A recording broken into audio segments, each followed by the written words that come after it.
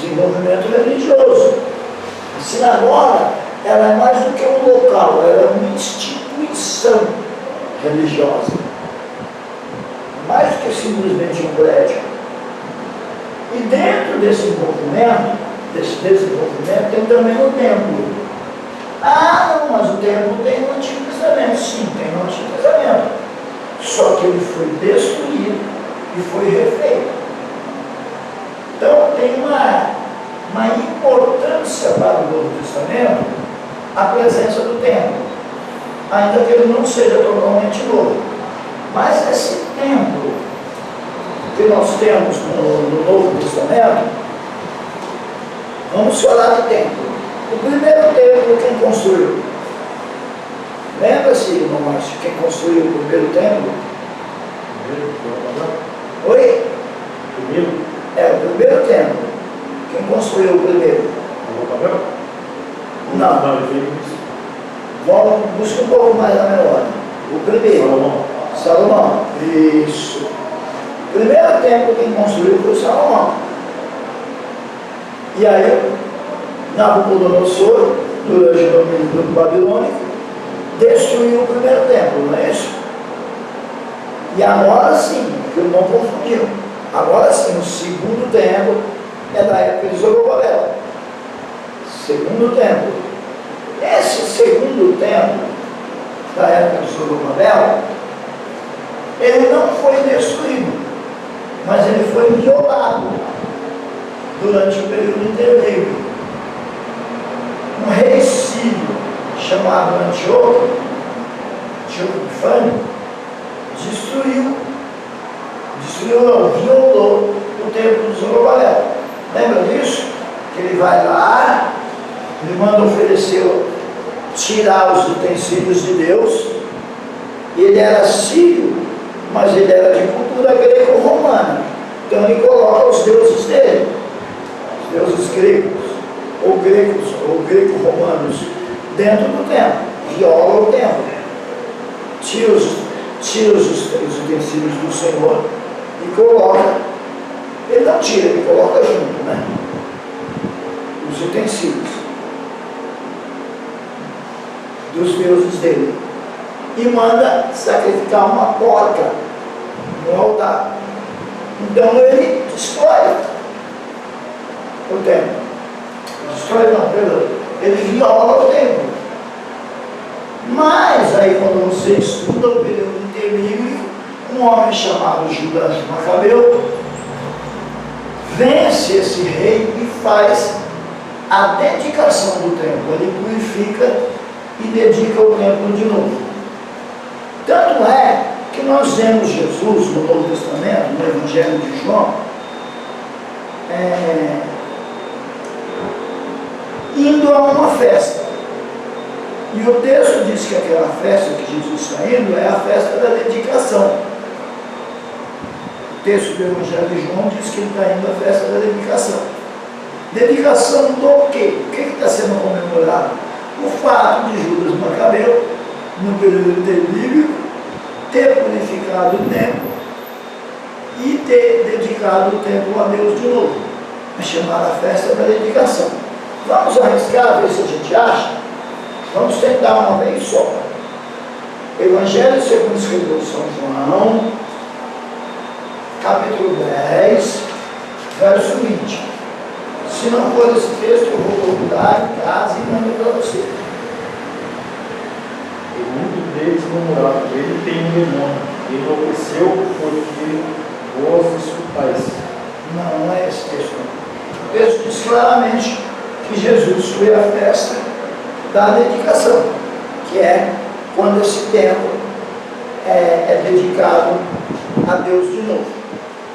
E aí esse templo, quando chega na época de Herodes, Herodes vai e reforma esse templo. Tá? Por isso que é chamado Templo de Herodes. Mas Herodes não construiu templo nenhum. Ele reformou aquele templo que havia sido construído na época de Zorobabel. Ele agora é maior. Em volta do templo tem, vou usar uma palavra moderna, em volta do templo tem apartamentos para os para os sacerdotes. Então Herodes dá uma boa melhorada no segundo templo. Por isso que alguns chamam de templo de Herodes, mas ele não construiu. E é neste templo que Jesus vai cumprir o ministério dele, no segundo templo. É por isso que o profeta Ageu profetiza que a glória da segunda casa seria maior do que a da primeira. A segunda casa que o profeta está dizendo ali é o segundo templo. Ele diz, olha, vocês estão tristes, que ele é mais simples, não é tão bonito, não é tão suntuoso quanto o primeiro templo, mas fiquem sabendo que a glória da segunda casa será maior do que a da primeira. E foi. Por que foi? Porque foi na segunda casa que Jesus cumpriu o seu ministério. Várias vezes nós vemos Jesus nesse segundo templo, chamado Templo de Herodes. Então, sinagoga é coisa nova. O templo, ele não é novo, mas ele tem toda uma importância nova no Novo Testamento, por conta que Jesus frequenta o templo da época do Novo Testamento. E temos o Sinédrio. O Sinédrio, a origem dele é a grande sinagoga. O Sinédrio é composto por 70 homens que, por assim dizer, se responsabilizam pela religião judaica diante dos romanos. Os romanos não vão cobrar a religião do povo. Não vão lá e falar, como é que está a religião de vocês? Vocês estão usando a religião para fazer bagunça? Não é do povo que os romanos vão cobrar. Os romanos vão cobrar do Sinédrio. Porque o Sinédrio é uma instituição que existe, é uma instituição religiosa judaica, mas ela existe sob a supervisão dos romanos. Sob a supervisão dos romanos. Tanto é que o Sinédrio tenta condenar Jesus à morte e não consegue.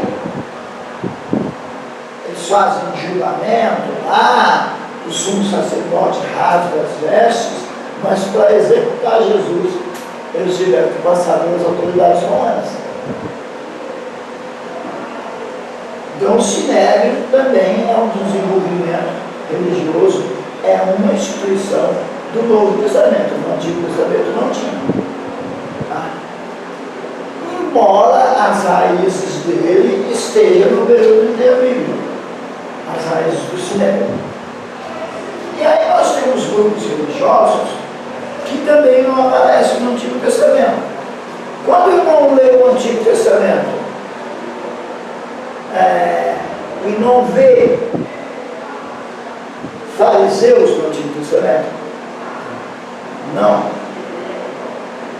E não vê saduceus, também não. Zelotes, também não. Então,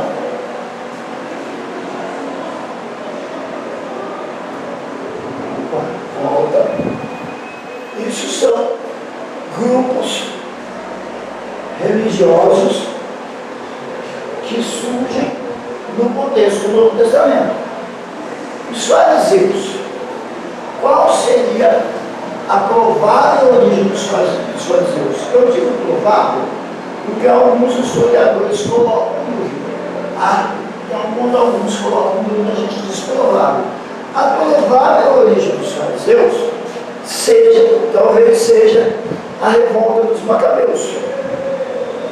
Porque a família de Judas Macabeus, que é um homem que se revolta contra aquele rei chamado Antíoco Epifânio, que violou o templo, que queria fazer os judeus adorar os deuses gregos da marra, provavelmente os fariseus, que vêm anos depois, têm uma ligação com a família de Judas Macabeu.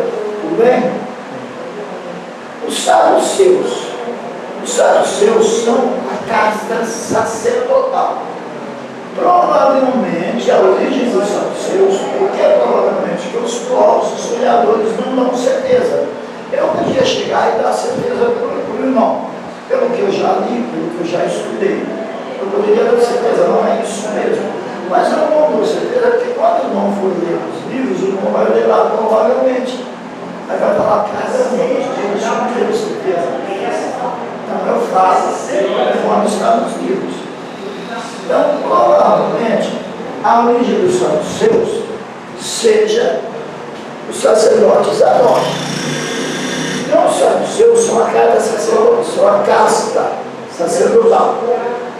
Porém, o que aconteceu? Com o passar dos tempos, eles tiveram contato com a cultura grega, os gregos dominaram durante uma época, não é isso? Então, o pensamento filosófico deles é bem próximo dos gregos. Tanto é que Saduceu não acredita em anjo. Não acredita em anjo. E acredita só na ressurreição da alma, do corpo não. Por quê? Porque esses pensamentos vêm da influência grega que eles receberam. É por isso que o Novo Testamento deixa claro que eles não acreditavam em tudo. Ou seja, eles são piores do que os fariseus. Você vê Jesus muito combatendo os fariseus, que os fariseus vinham no combate. Já os saduceus não. Eles eram tão terríveis que eles não iam no combate com Jesus. Eles eram falsos. Eles eram de cultura grega de forma embustida. Por isso que não vê muito debate dos saduceus com Jesus. É mais os fariseus. Mas os saduceus eram piores que os fariseus. Pelo menos na minha análise. Na análise dos fatos, eu acho os saduceus melhores. E aí tem os zelotes. Os zelotes, eles se revoltavam contra os romanos. Eles não aceitavam que os judeus fossem dominados pelos romanos. Mas como é que eles se levantaram? O Império Romano era poderosíssimo. Eles tentaram, uma ou duas vezes na história, foram massacrados. Mas os zelotes eram uma espécie de terroristas. Eles, na escuridão, na surdina, eles matavam os soldados romanos, tal, tudo. E eles diziam que era infidelidade a Deus. Por que é grupo religioso? Embora tivesse esse movimento político e fosse até meio terrorista. Porque eles alegavam que era infidelidade a Deus aceitar ser dominado pelos romanos. E os essênios não aparecem no Novo Testamento. Por que eles não aparecem? Porque eles são bastante recuados. Eles são parecidos com os fariseus, mas eles são uma espécie de monges. Eles vivem afastados. Os essênios vivem afastados.